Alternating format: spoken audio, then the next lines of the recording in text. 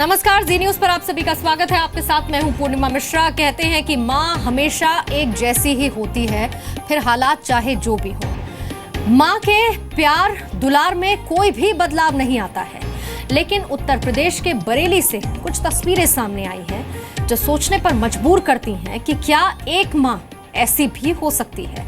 बरेली की इस मां को देखिए जो बेरहमी से अपने ही दिल के टुकड़े को पीट रही है।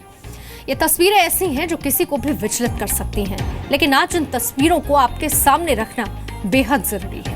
ये तस्वीरें हैरान करने वाली तो हैं ही, साथ ही परेशान भी कर सकती हैं।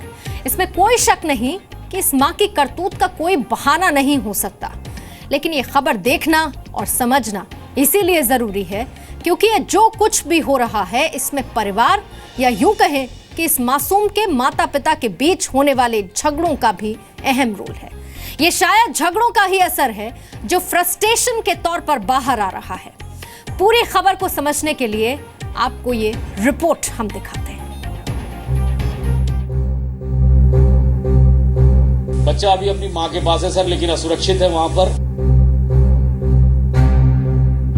उसकी कोई खैर खबर नहीं मेरे पास। भला कोई मां इतनी बेरहम कैसे हो सकती है कि अपनी ही औलाद को इस तरह मारे, उसका गला दबाए, उसको पटके और फिर इस तरह मारे, जिसे देखकर किसी का भी खून खौल सकता है। ये तस्वीरें उत्तर प्रदेश के बरेली शहर की हैं,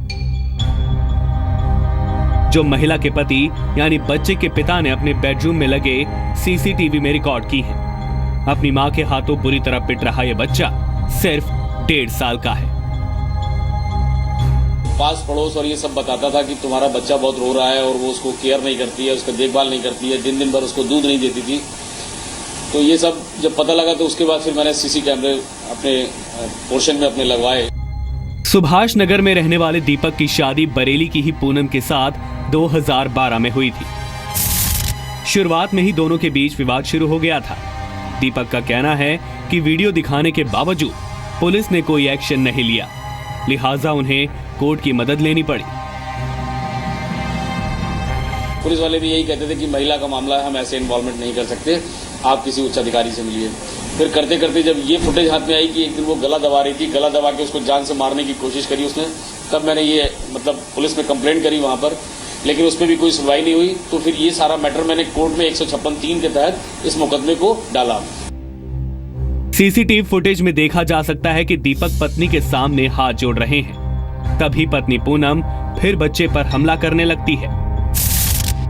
फिलहाल दीपक की पत्नी पूनम बच्चे को लेकर मायके में है, लेकिन अब दीपक के ऊपर ही दहेज उत्पीड़न का केस दर्ज हो गया है।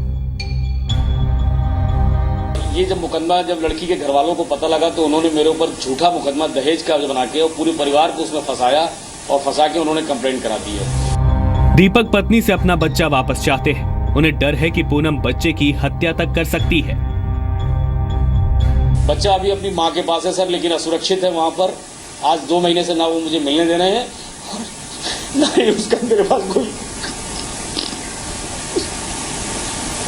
ना ही उसकी कोई खैर खबर है मेरे पास। दीपक चतुर्वेदी ने सीसीटीवी फुटेज अब डीआईजी को दिखाई तो उनका केस दर्ज हुआ।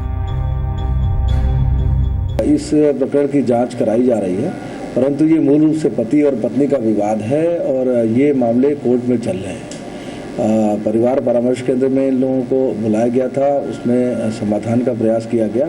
इसी बीच में ये मुकदमे लिखे गए हैं और पति की तरफ से कंप्लेंट केस के रूप में भी इसको दर्ज कराने का प्रयास किया गया है और कंप्लेंट केस दर्ज है। पुलिस के कई और सवाल हैं जिनके जवाब दीपक चतुर्वेदी को भी देने होंगे। सबसे बड़ी बात है कि किन परिस्थितियों में वीडियो कैमरे घर में लगाए गए, क्योंकि संभवतः बेडरूम में भी ये जो सीसीटीवी कैमरा लगाया गया है, तो किन परिस्थितियों में लगाए गए हैं, क्या ये वास्तव में साक्ष्य इकट्ठा करने की दृष्टि से है या ये इसमें वास्तव में कोई इनका जो गुड फेथ में कहा जाए, जिसको कहा जाए कि शुद्ध मन से लगाया गया ये चीज़ है, तो इन दोनों के बीचों में भी समीक्षा करनी पड़ेगी। कुछ भी हो, सबसे बड़ा सवाल है कि आखिर कोई मां अपने बच्चे के साथ ऐसा कैसे कर सकती है। ब्यूरो रिपोर्ट, जी मीडिया, बरेली।